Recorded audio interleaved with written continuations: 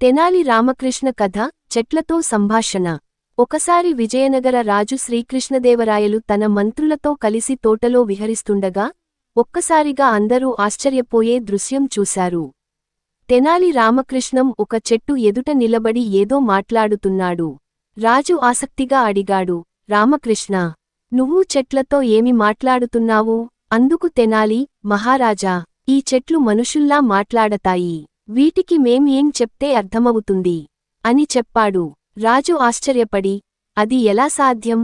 చెట్లు మాట్లాడతాయని ఎవరు నమ్ముతారు అని ప్రశ్నించాడు. అందుకు తెనాలి, మీరు స్వయంగా పరీక్షించవచ్చు. మీరు ఏదైనా చెట్టును ప్రశ్నించండి, అది మీ ప్రశ్నకు సమాధానం ఇస్తుంది అని చెప్పాడు.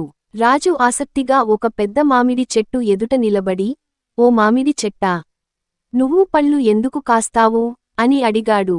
ఆ సమయంలో గాలి బలంగా వీచింది. చెట్టు కొమ్మలు కదిలాయి, ఆకులు చప్పరించాయి.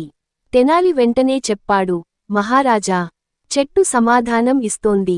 ఇది చెప్తోంది, నేను పళ్ళు కాస్తే ప్రజలు వాటిని తిని ఆనందిస్తారు. నా జీవిత లక్ష్యం అందరికీ ప్రయోజనం కలిగించడం అని. రాజు ఆశ్చర్యపోయాడు. ఇది నిజమేనేమో.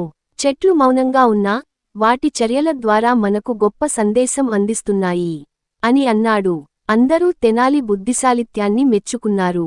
రాజు అతని చమత్కారానికి ముగ్ధుడయ్యాడు. పాఠం: ప్రకృతి మనకు మాటలు చెప్పకపోయినా అది చేసే పనుల ద్వారా గొప్ప బోధనలు ఇస్తుంది.